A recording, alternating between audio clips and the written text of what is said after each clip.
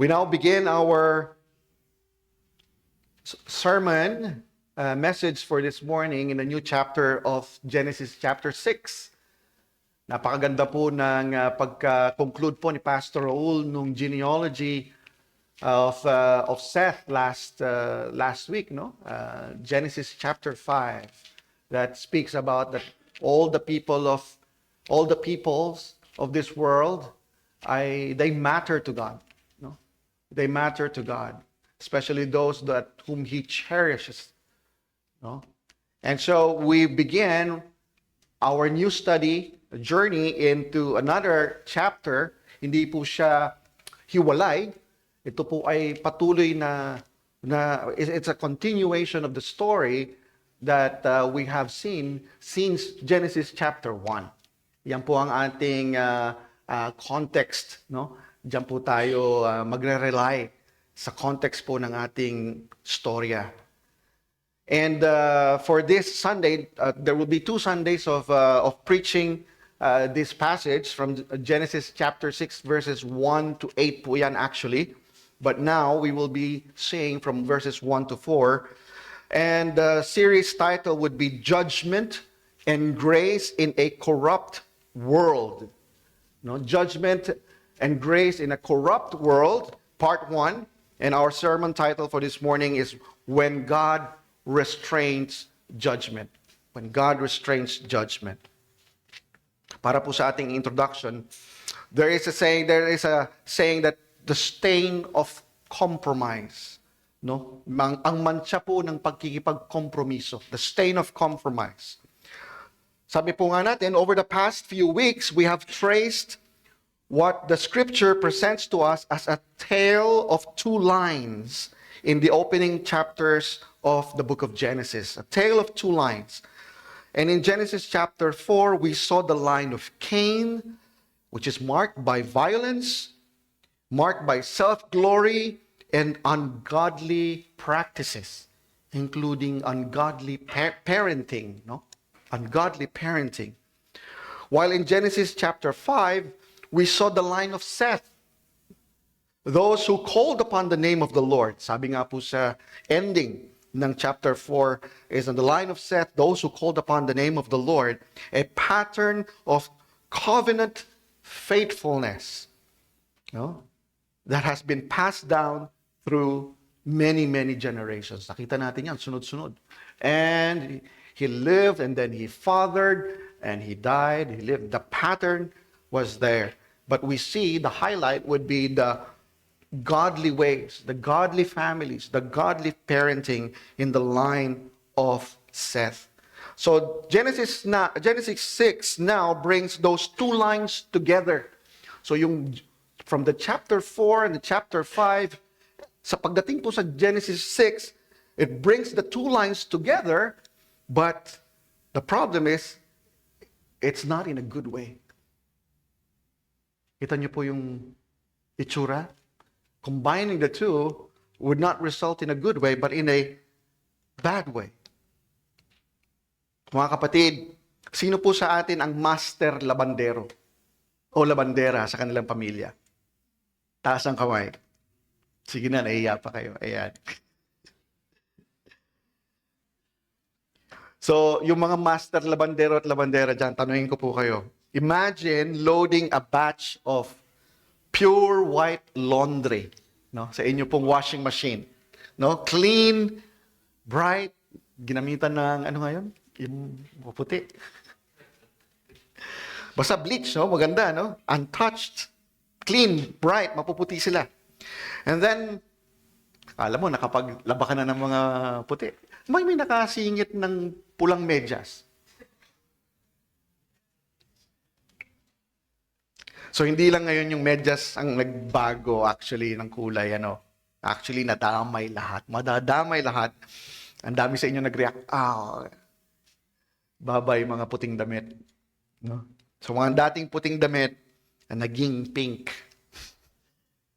Naging pink. No? And the stain doesn't stay isolated, mga kapatid. It actually spreads. Ayan. Actually spreads. Kaninong medyas kaya yan? Naligaw yung isa. And mga kapatid, that is exactly the picture that the scripture gives us about the opening of Genesis chapter 6. When man began to multiply on the face of the land and the daughters were born to them, the sons of God saw that the daughters of man were attractive and they took as their wives any whom they chose. Mababasa po natin yan. Later on, why don't we all rise and let's read our passage for this morning. Genesis chapter 6, verses 1 to 4.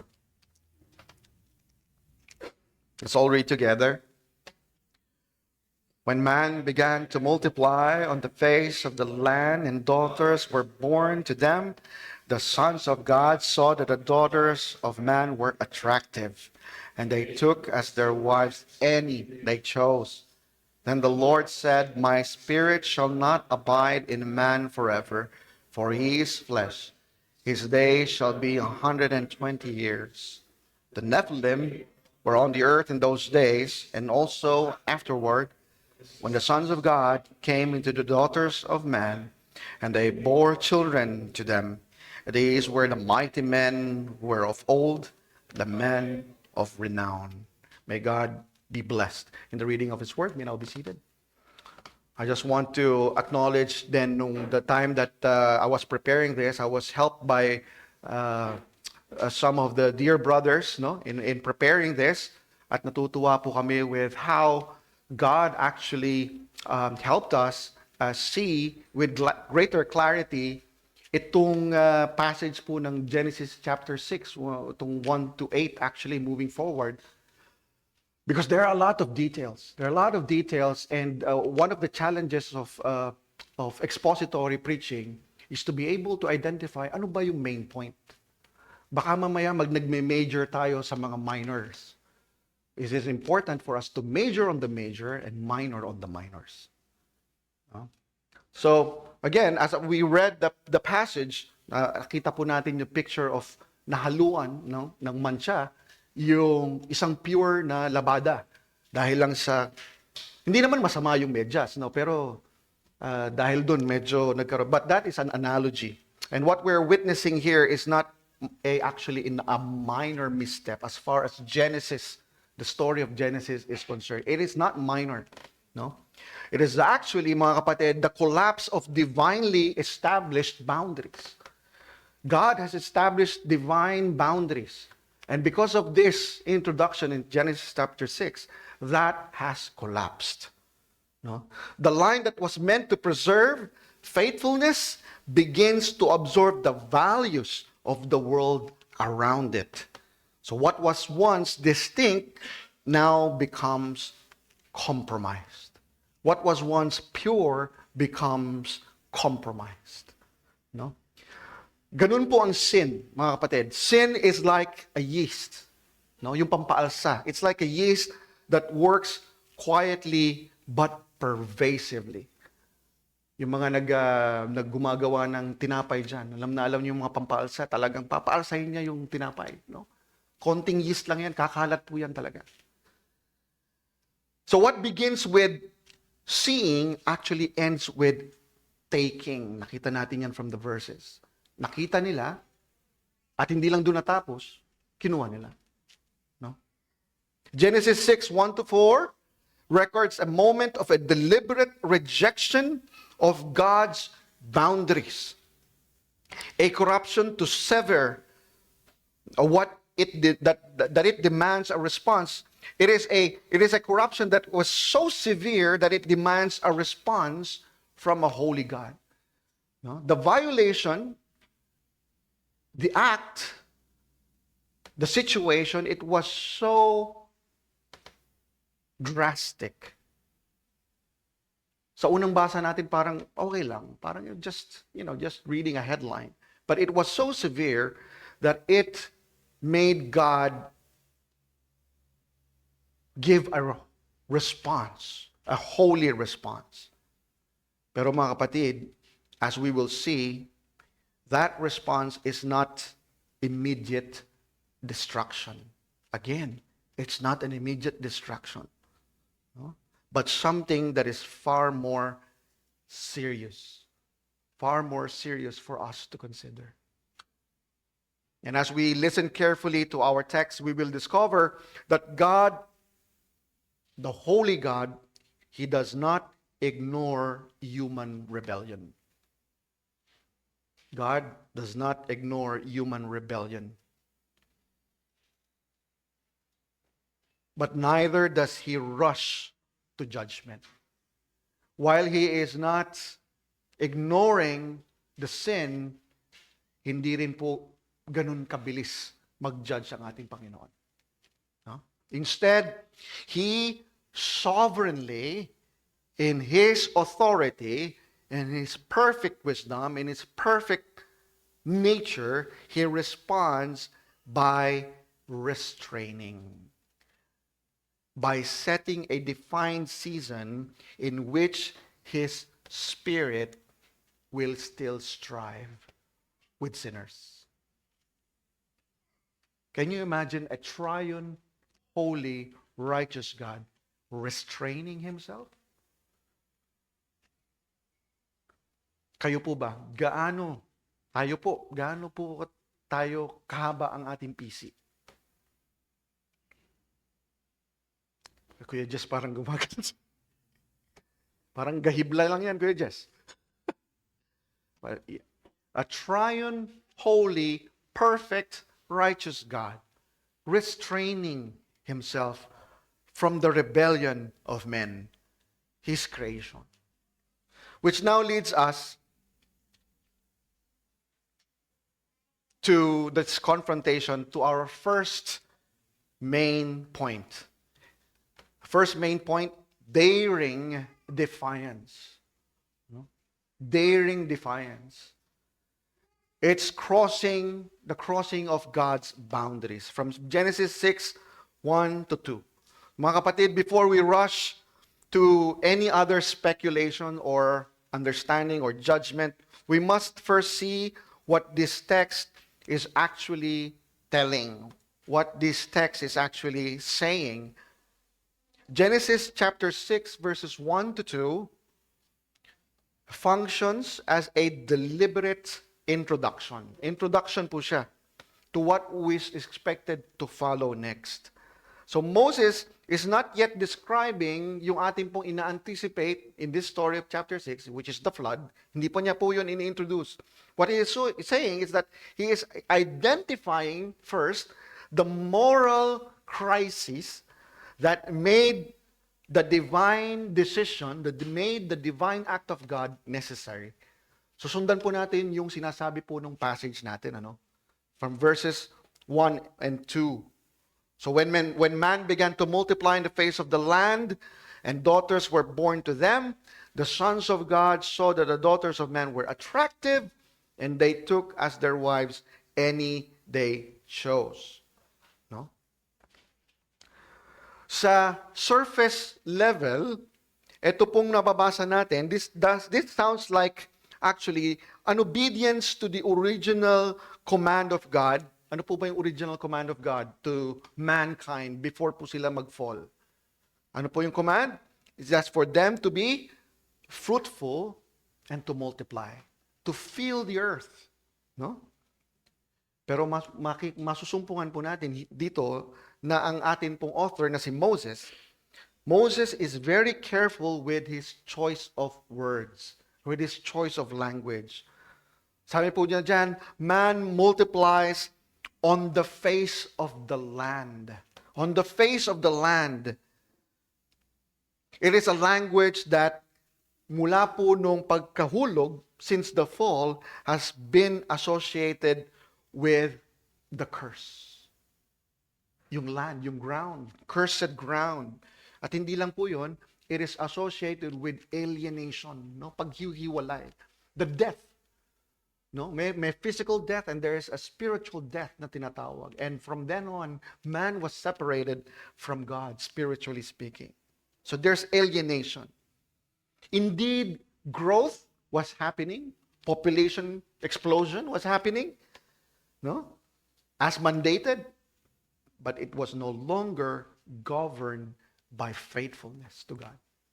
it was no longer favoring or giving pleasure to the Maker himself. Then Moses names the transgression. So talagang in-identify po ni Moses yung kasalanan. The sons of God saw that the daughters of man were attractive and they took as their wives any they chose. Dito po mga kapatid, we encounter this phrase that has generated much discussion. Marami pong pag-uusap na nangyayari dito. Hindi lang po kanina sa ating IBS. Maraming mga tanong at mga suggestions for an answer. But this part of the passage has been in constant discussion for many years, no? Ng mga theologians, no? Ng mga well-known theologians even. Lalo na po yung phrase na the sons of God. The sons of God.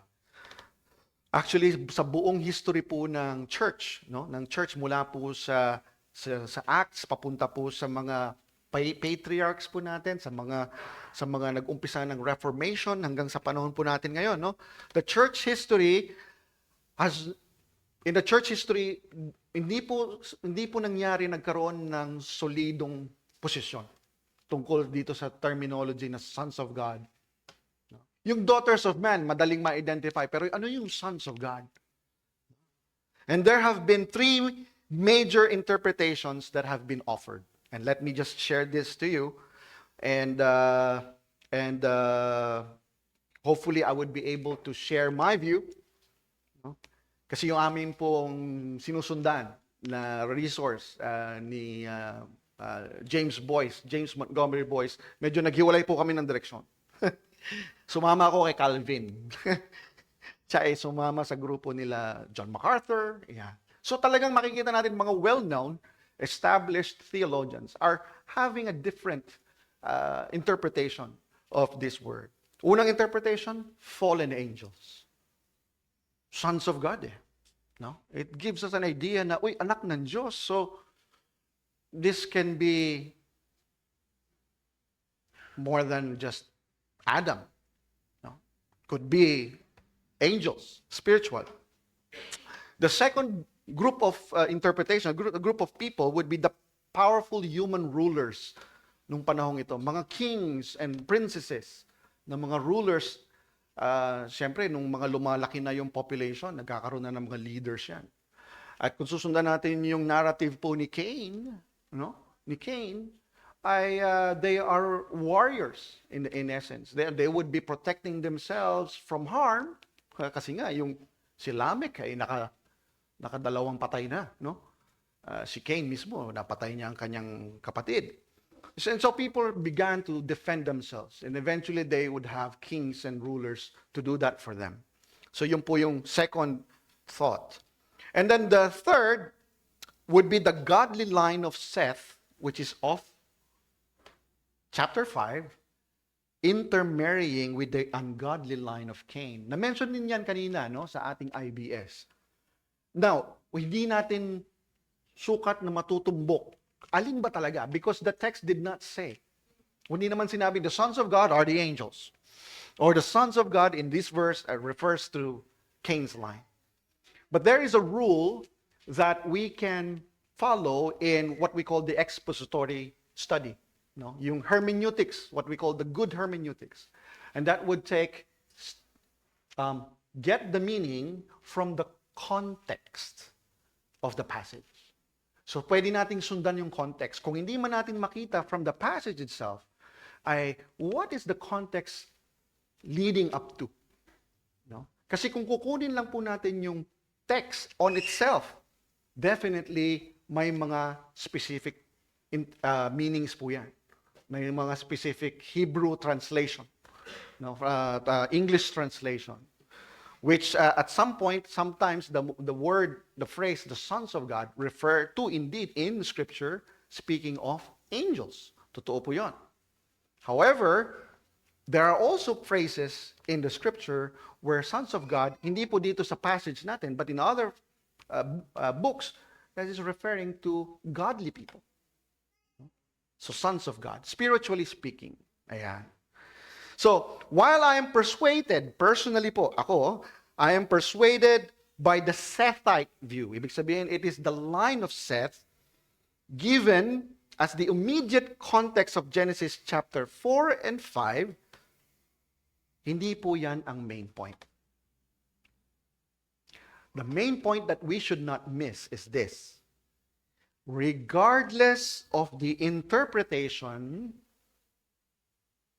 the moral indictment of the text does not change. There is a violation of God's command.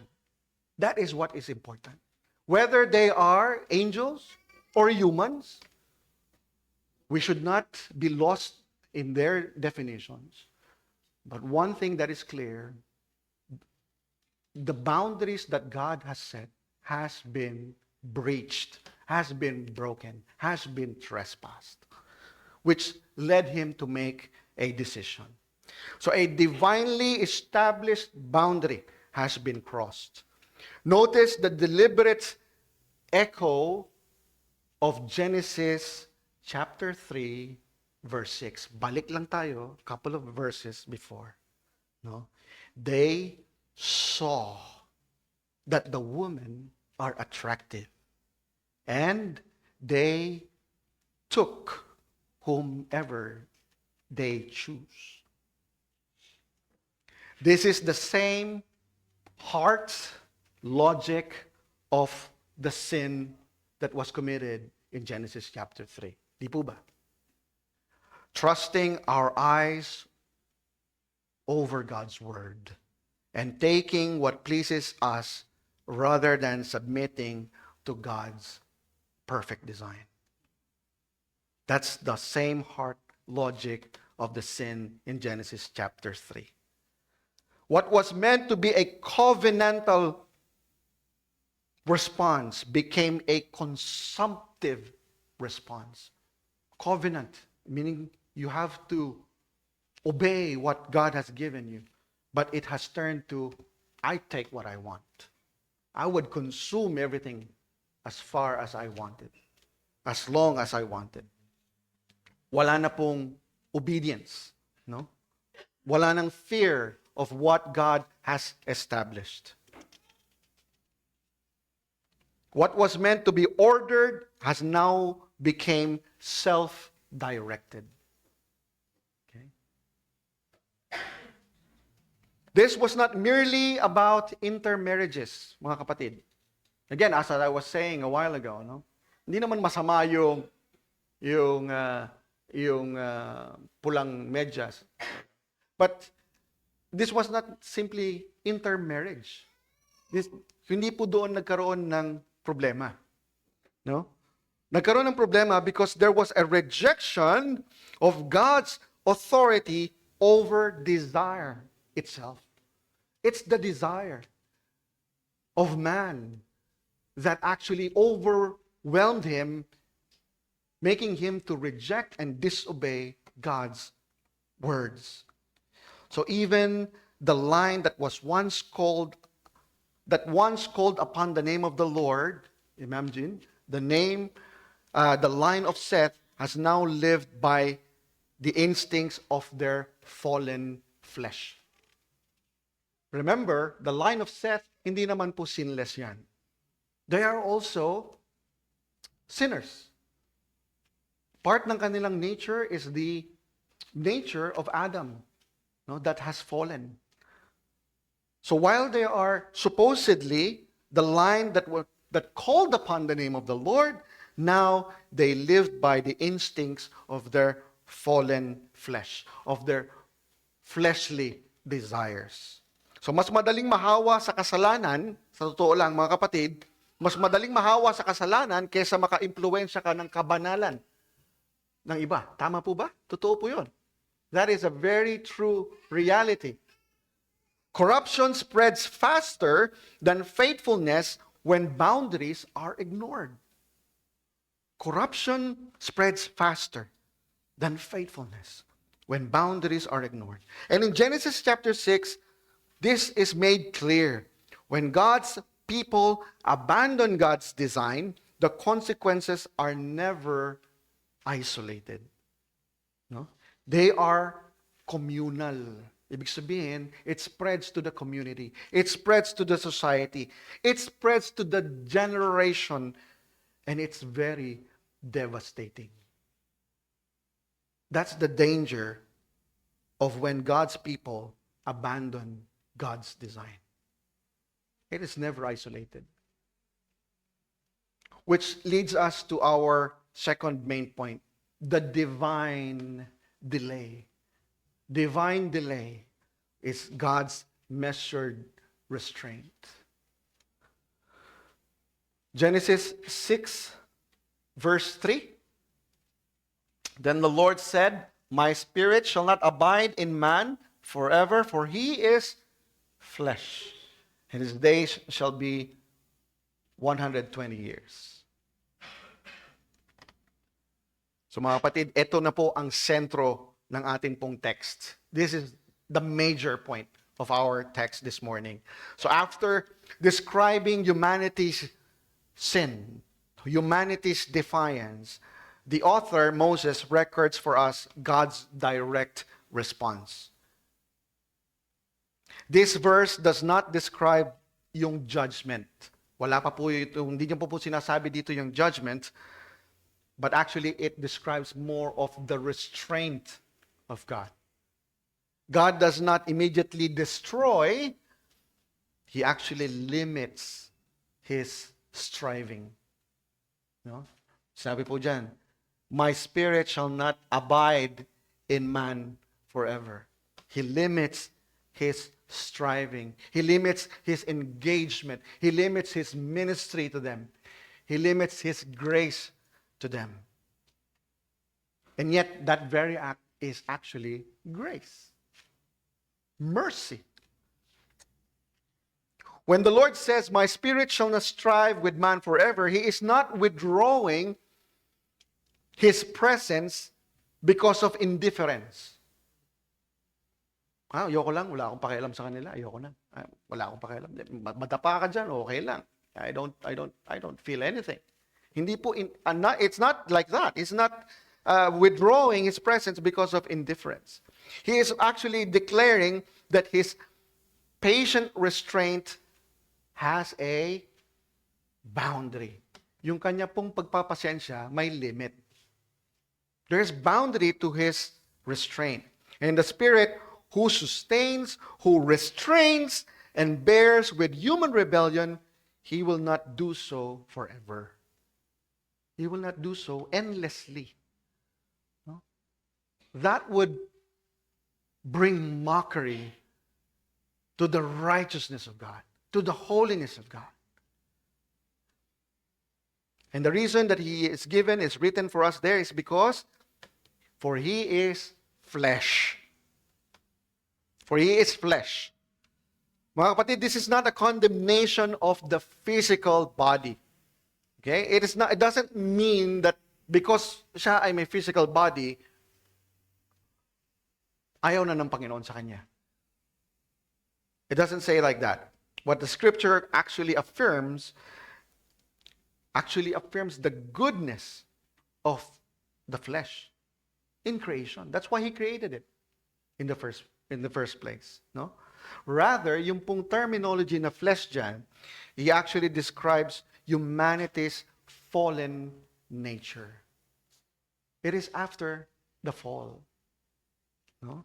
It has been corrupted by sin, the fallen orientation of man, and creatures governed by desire rather than by submission, governed by impulses rather than obedience. That is what the flesh means. And God is not surprised by human weakness, by the frailty of that flesh. Hindi po siya na-surprise doon. What He's doing is that He is assessing it. Ina-assess po niya. And then He comes to the decree, sabi po niya, His days shall be 120 years. Huh? There are other interpretations which I used to think na yun yung interpretation, that after this, 120 years na lang ang edad. No? Which, praise God, dahil kinorek din ako ng Panginoon for this. This is not a new human lifespan. O yung limit ng bagong age ng tao. Kaka-birthday pa lang naman natin. 120 years. Okay, anyway. The scripture tells that the scripture actually disproves this interpretation if it is about the human span of life. No? Instead, God is marking out a defined season of mercy, a measured window in which His Spirit continues to strive before the judgment actually falls. Like what we said earlier, it's an inductive Bible study, mentioned there is that even after the judgment has fallen, man continued to live beyond 120 years. So it's not speaking of the limit of age, but there is only a window remaining before God acts deliberately upon the sin and rebellion of man. At ayoko munang puntahan yon, although alam natin as we read, meron pong sabay-sabayan pag-eliminate in one blow, man's rebellion is cut off, no? By His judgment. If I may use an illustration, no? Meron pong clock, no? Hindi man yun literal na illustration. God is not counting the seconds in frustration. He is actually sovereignly setting a limit on how long rebellion will be endured by His Spirit, by His holiness, by His nature, without consequence. Without consequence. Sabi nga po natin, napaka-merciful and gracious ng Panginoon. When Adam and Eve fell in the Garden of Eden, hindi karaka-raka agad. Death to them, as in complete, pati physical. What died immediately on that time is the spiritual, pero nabuhay pa sila after, dinamitan pa sila. Di po ba? Look at not only the restraint, but the grace of God. And so here, He's giving man 120 years. Matanda pa sa buong buhay ni Senator. Di po ba? A lifetime of, when will you ever repent? Repentance can take in a day. And yet here, God is so patient. 120 years. Anina, I have heard about Sister Ruth saying, could it be a metaphorical number? Could be. But what it's saying is, it's an expression of, it's a lengthy and forbearance of God. No? We must be careful not to misread patience of God as His approval. When we are sinning, the silence of God is not an endorsement that He is saying, okay yan, approve yan.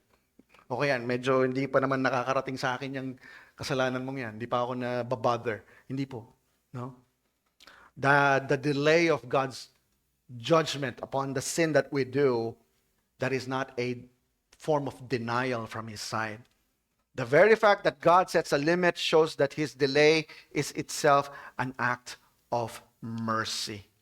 As the Apostle Paul later warns the believers in his letter to the Ephesians, to the saints in Ephesus, he communicates to them the seriousness of it. Do not grieve the Holy Spirit of God, he says in Ephesians 4:30.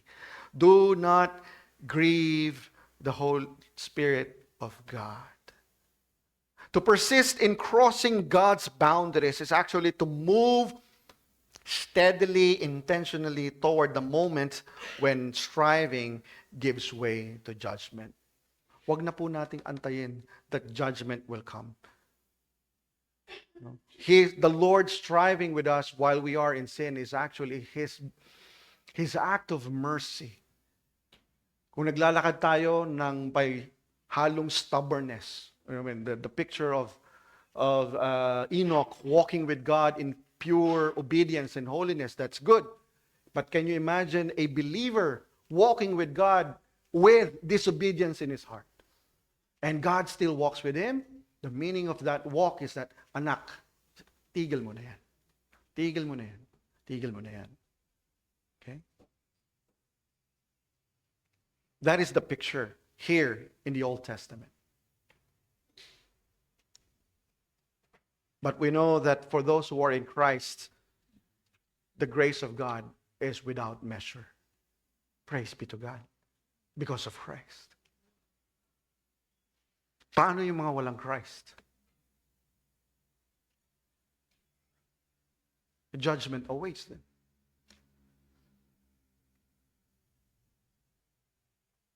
Genesis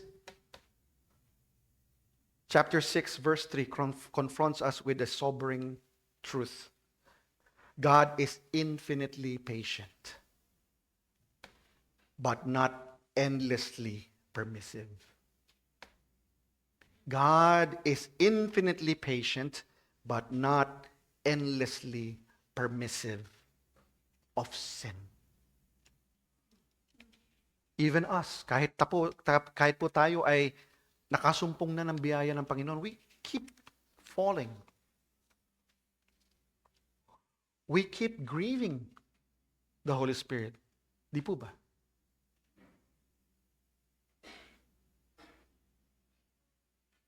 May it not be a license for us to keep on and be complacent about yung situation natin. Dahil lang, wala na, hindi na ako mahihiwalay sa pag-ibig ng Panginoon. Mamatay man ako ngayon. I will end up in heaven. And so therefore, I can continue with this lifestyle that I have. This lifestyle that grieves His Holy Spirit. Wag, don't do that. Let's not do that. God cannot be mocked. God is infinitely patient, but not endlessly permissive of our sins.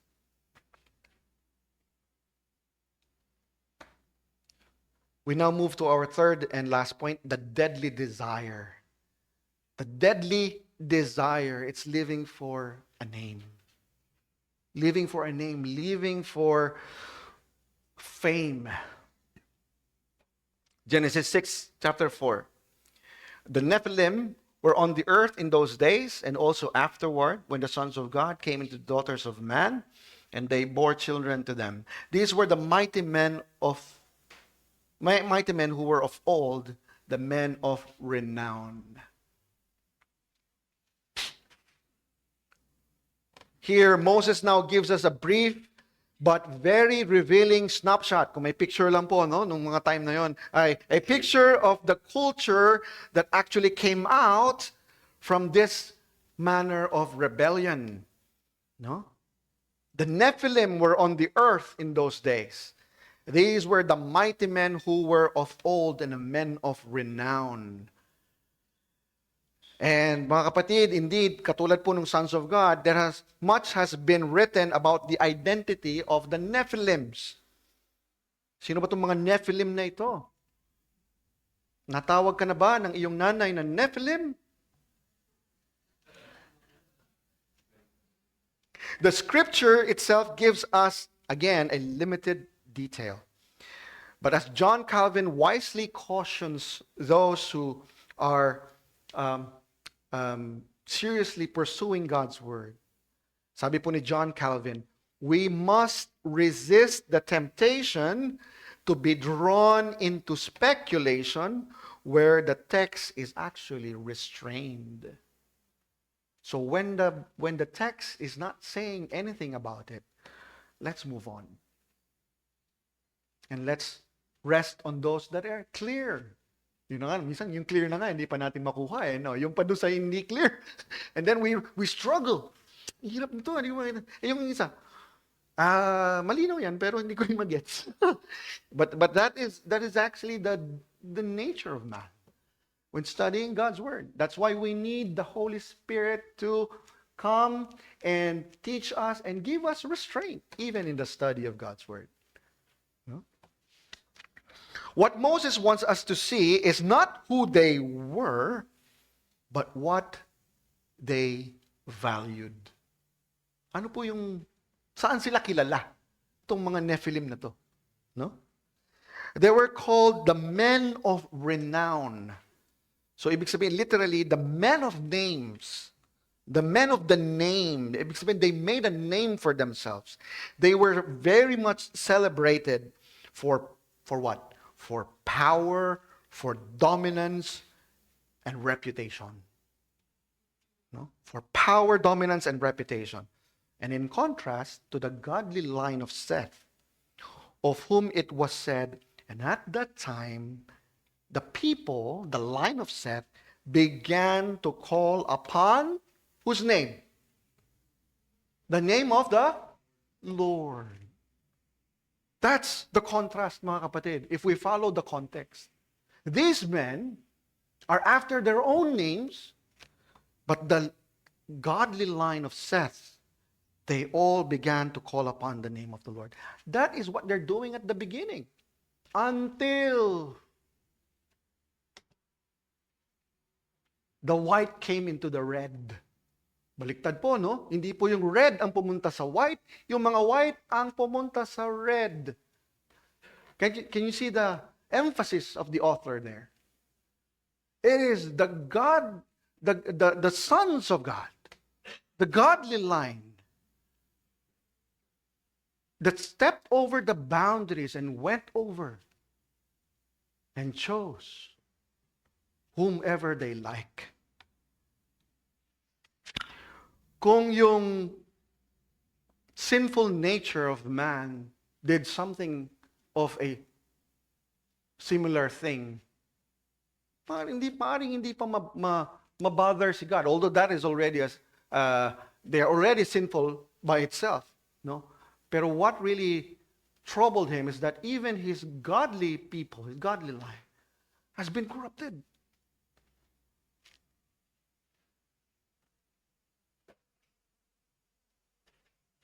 So again, this Nephilims, this men of renown, they're the generation that sought to build a name for themselves. This is the pride of life on full display, mga kapatid. If kanina merong the lust of the eyes, no? They saw, that's the sin of the woman, and then the lust of the flesh, she took it, no? And now, here is the pride of life, dito naman po, no? Sa part ng mga men of renown. The offspring of that ungodly union. The world indeed admired these beings, no? They are the men of renown. The world admired them. Their people admired them for their strength, for their viciousness, no? For their heroic battles. No? The irony of it, the scripture does not. God does not remember their names. Sabi nga po ni Pastor Rol kanina sa IBS again, hindi ni-record yung mga names nila. Though they are famous, renowned, we should have seen their names. Their names gained through violence and domination do not glorify God. They actually compete with him. What the culture applauded, God would later judge. And the name Nephilim itself likely means the fallen ones. Yung pong tinatawag na giant, yan po ay Septuagint translation nung Nephilim. But the Hebrew translation of that comes from the root word, the verb nafal, means to fall, which means the fallen ones. Which is a sobering contrast, again, to their celebrated reputation. Mga kapatid, this pattern has not actually disappeared. Itong reality na to, sa time po ng Genesis chapter 6, hindi po yan nawala. Today, we still live in a world that rewards boundary breaking. We have people that we celebrate the influence without righteousness, and confers honor on those who promote themselves rather than submit to God. Very popular po yung mga taong defiant? Nagiging idol pa sila, nung mga karamihan, lalo na po sa mga kabataan. Those who defy the norms, those who make a name for themselves, no. Masikat sila sa kabataan. We have celebrities who display kailangan mong either hindi mo na matakpan yung itsura niya, ang mata mo na lang tatakpan mo. But the children idolize them. They're very popular in this world. Those who seem to be very eloquent in debates, no? Lalo na kung dinidebate yung mga realities about the truth of God, and they would say, hindi kami nanawagan dyan. We are actually professors of our universities and we are very, very knowledgeable. No? Marami sa ating mga college students, they admire them because they're very eloquent and very intelligent. But are they pleasing to God? We have to keep watch over our children. We have to keep watch over our families. Because this reality in Genesis chapter 6 is like a mirror for us today.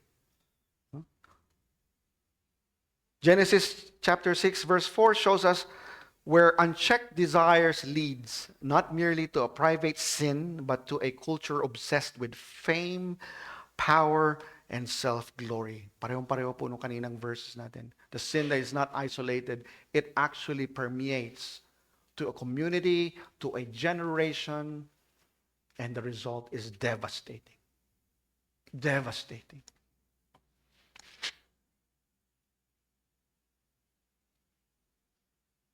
So many, even the lifestyles, those who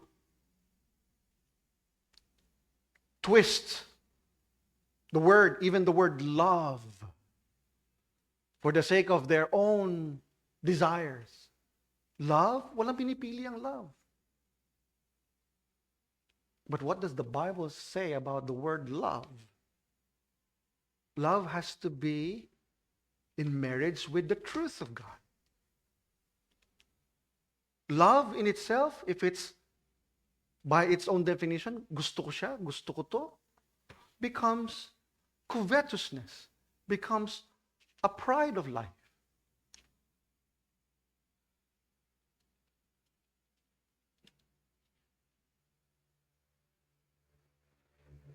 And a culture that is left uncorrected cannot and would never be able to stand before a holy God. Tumagal ba yung kanilang generations? They only have 120 years left. So how do we see now the gospel connection dito, mga kapatid? Here we see the only name that actually saves. What we have witnessed in Genesis chapter 6 is not merely a social collapse, it is the corruption of humanity at its very root. God's design for life, God's design for desire, and God's distinction that He has placed has been disregarded. And left unchecked, this corruption would spread until nothing remains untouched. Parang yung mancha nung medyas. Hanggang sa kaduluduluhan, lahat may mancha. Throughout Scripture, God Himself had promised that salvation would come through the seed of the woman.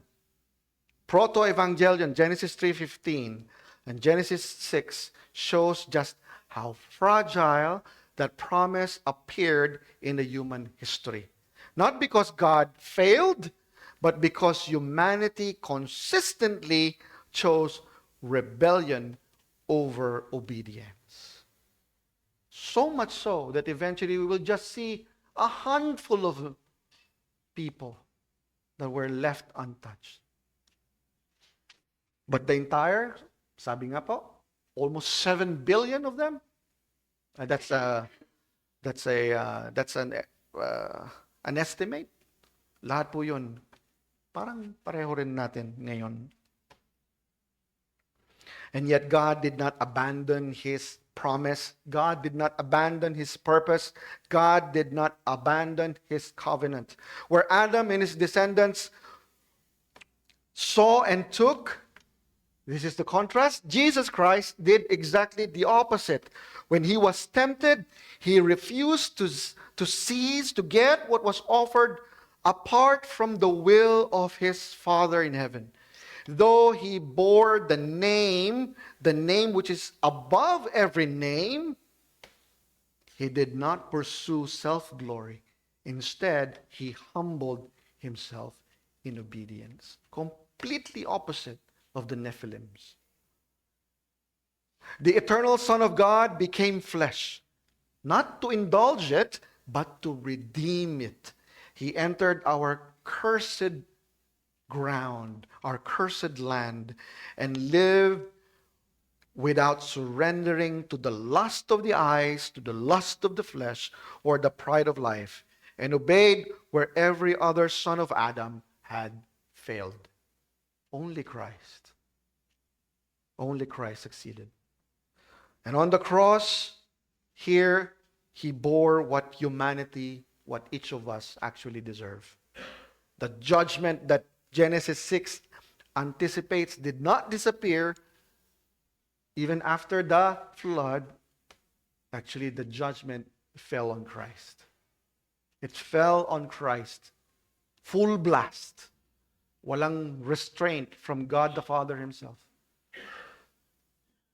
The restraint of God's patience ultimately gave way to the righteous judgment which he endured in each of our places.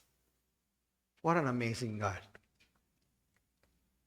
This is why the scripture proclaims, there is salvation on no one else, for there is no other name under heaven given among men by which we must be saved. And that is the name of Jesus only. In Acts chapter 4, verse 12. So mga kapatid, do not seek to make a name for yourself. Do not trust in the names of others. There is only one name that stands when judgment comes, and it's the name of Jesus Christ. Kanino po kayo umaasa? Kaninong name po kayo nakakabit? Yours? The name of others? Or the name of Christ? In conclusion, Genesis 6, 1-4 leaves us with, again, a sobering reality. God sees human rebellion clearly. Kitang-kita po niya yan. Wala pong natatago sa kanya. And He responds to it deliberately. He responds to it deliberately. He does not overlook sin, but neither does He rush to destroy. He actually restrains. He strives. He gives space for repentance. That is what Pastor Ron alluded to us, no? In the letter of Peter, that the slowness of God, do not mistake it. He is not slow to fulfilling His promises, but He is doing so that those who are appointed to repentance would come to repentance. To those who have not yet trusted Christ in our midst, kung meron pa kayong alinlangan at this point, may this passage teach us that it is both a warning and an invitation for you. God's patience is real, but it is not infinite. It is not infinite. The season in which His Spirit strives sa atin, convicting us in a moment of our weaknesses, is actually a mercy that is meant to lead us to repentance. Do not mistake His delay for His indifference. Turn to the only name that saves while grace is still being extended to you. We don't know. Baka bukas wala na po yun. We don't know. Only God knows. So if you really, truly understand what this scripture is saying, praise God, because that is the Holy Spirit already working in your heart. Do not harden your heart. Respond in obedience to the prodding of the Holy Spirit. And to us believers here, this text calls us to vigilance, not for despair. And the Spirit who once worked with the world now dwells within God's people. We are no longer ruled by the instincts of the fallen flesh, but by faith in the Son of God who loved us and gave himself for us. The Apostle Paul penned this very beautifully. I have been crucified with Christ. It is no longer I who live, but Christ who lives in me. And the life I now live in the flesh, I live by faith in the Son of God, who loved me and gave himself for me. Can we all claim this verse personally? Have we all experienced that verse in Galatians 2:20? Have we all been crucified with Christ? And in his crucifixion, we are dead already in our sins. But since God has brought Christ to life, we are also made alive in Him. And yung flesh, hindi na yan nagro-rule. No? Pasundot-sundot na lang, yes, until the Lord rewards us with a brand new glorified body. Because Christ lives in us, we are no longer governed by the pattern of seeing and taking, but we are already governed by trusting and obeying.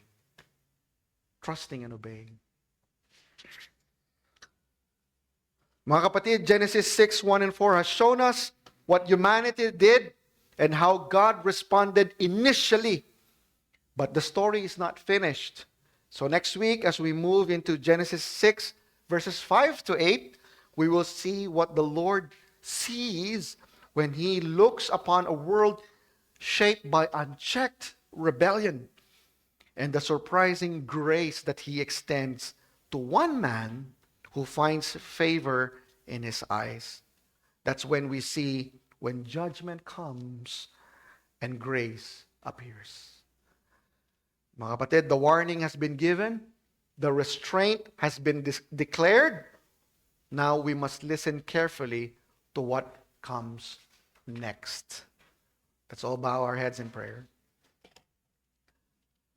Lord God, we thank you. We thank you for your patience and mercy towards us. We praise you for Christ, who is the true and better Adam, the humbled Son, your humbled Son, who obeyed where we have failed and gives us hope in our sin. Keep our hearts from drifting into disobedience and unchecked sin, and help us to respond while there is still time. Teach us to trust in Jesus alone, the only name that saves, and to live for your glory and glory alone. In Christ's name we pray. Amen. Amen.